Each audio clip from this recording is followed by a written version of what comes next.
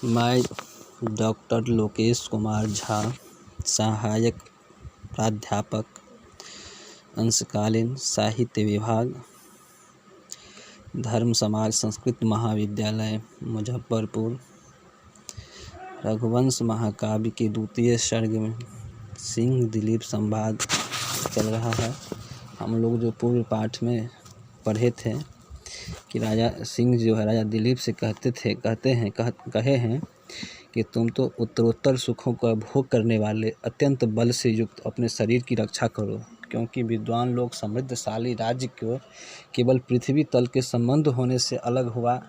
नहीं मानते हैं, क्योंकि इंद्र संबंधित स्थान स्वर्ग लोक ही मानते हैं, पृथ्वी लोक को भी स्वर्ग लोक ही मानते हैं। और उसके बाद सिंह के कहने के बाद अब क्या कहते हैं, एतावदुक्त्वा वृते मृगेन्द्र प्रतिस्वनेनास्य गुहागतेन शीलोच्चयोऽपि क्षितिपालमुच्चे प्रीत्या तमेवार्थं भासते वः। मृगेन्द्रेण एतावद् उक्त्वा वृते सति गुहागतेन अस्य प्रतिस्वनेन शीलोच्चयः अपि प्रीत्या तम एव अर्थः क्षितिपाल उच्चय अभासत एव। मृगेन्द्रेण सिंह, मृगेंद्र का अर्थ है सिंह। एतावत सिंह के इतना कहकर, जब सिंह जितना बात कहे उस कहकर, उक्त्वा कथित्वा इतना कहने पर, विरते निवृत्ति मौनम, सिंह इतना बात कह करके, जो हम लोग पूर्व पाठ में पढ़े हैं कई श्लोकों में कि जो सिंह जो कह रहे हैं, वो सिंह कहकर इतना बात कहकर सिंह चुप हो जाते हैं। हो जाने पर गुहागतेन मतलब गह्वर प्राप्तेन मतलब गुफा के अंदर से, उसकी प्रतिध्वनि के द्वारा जो सिंह कह रहे थे उसके प्रतिध्वनि के द्वारा, अस्य एतस्य सिंह के द्वारा जो कहे प्रतिध्वनेन, सिंह जो उस ध्वनि जो वाली जो गुफा से जो प्रतिध्वनि निकल रहा था, प्रतिध्वनेन वो गुफा से प्रतिध्वनि, पर्वत की जो गुफा है उससे जो ध्वनि निकल रहा था, पर्वत हिमालय के पर्वत की जो गुफा है, अपि वो ध्वनि के द्वारा पर्वत भी जैसे लग रहा था, अपि भी पर्वत भी, वो गुफा भी कह रहा था, प्रीत्या पर्वत भी प्रेम से, तम प्रेम से, मानो एव उसी अवधारण में उसी अर्थम अविधेयम क्षितिपाल, उसी बात को क्षितिपाल से, राजा दिलीप से,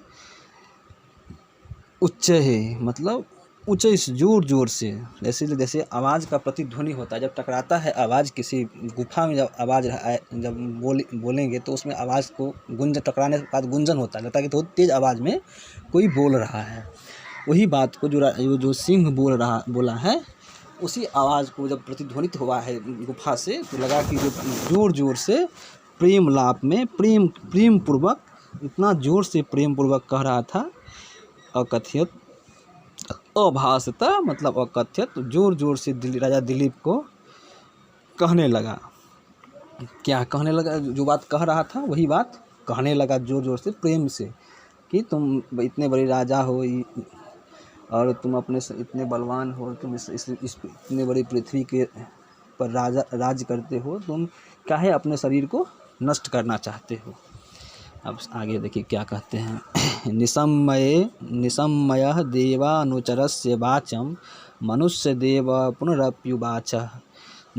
धेन्वा तद्ध्यासितकातराक्ष्या निरीक्ष्यमाणः सुतरां दयालुः। देवानुचरस्य वाचं निशम्य मनुष्यदेवः पुनरपि उवाच किं भूतः सन् तदध्यासितकातराक्ष्यः धेन्वा निरीक्ष्यमाणः अतएव सुतरां दयालुः सन्। देवा अनुचरस्य,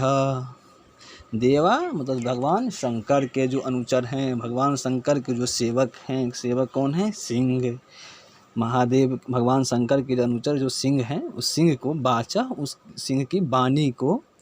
निशम्य श्रुत्वा मतलब सुनकर, मनुष्य देव मतलब महाराजा दिलीप, चक्रवर्ती सम्राट दिलीप,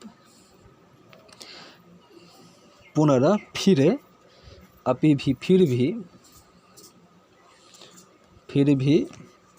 उवाच मतलब बोले, फिर भी बोले, किम भूतः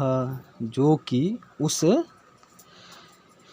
तध्यासित कातराक्ष्यः तधिष्ठानाधीर्नयनयाः सिंहः क्रमेण अनुकूल नेत्रवेत्येति,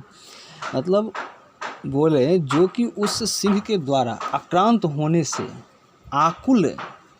व्याकुलता जो है, व्याकुलता रूपी जो नेत्र वाली जो नंदिनी है से देखे जाते हुए, वो नंदिनी को देखते हुए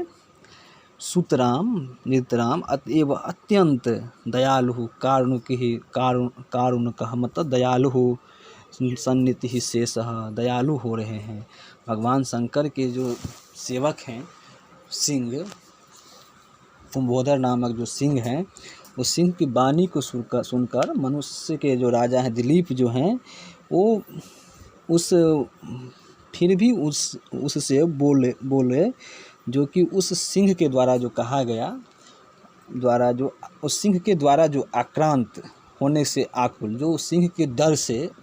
डर से जो आक्रांत हैं, व्याकुल नेत्र वाली, जो डरे हुए नेत्र वाली जो नंदिनी गाय को देखते हुए, अतएव उनके मन में उनको अत्यंत फिर कारुणिक मतलब दयालु हो रहे हैं। फिर भी तो उतने सिंह को कहने के बावजूद कि भाई तुम इतने बड़े सम्राट हो, तुम इतने राज्य के राजा हो, पूरी पृथ्वी तुम्हारी है, तुम पृथ्वी जो है, विद्वान लोग कहते हैं कि पृथ्वी को इंद्र के जो स्वर्ग हैं उससे तुलना किया जाता है। सब बात सुनने के बाद तभी जो है वो नंदिनी को देखने के बाद, नंदिनी को जो वो डरा हुआ जो व्याकुलता को देख, नेत्र वाली जो नंदिनी को व्याकुल आक्रांत डरे हुए नंदिनी को देख करके जो है उनको मन में फिर भी जो है वो अत्यंत दयालु हो रहे हैं। फिर भी उनको जो है मन में दया की भाव हो रहा है कि ना, इस गाय को भी बचाना चाहिए। फिर देखते हैं आगे अब जो होगा, फिर कल पढ़ाएंगे, कल फिर अगले पाठ में देखा जाएगा।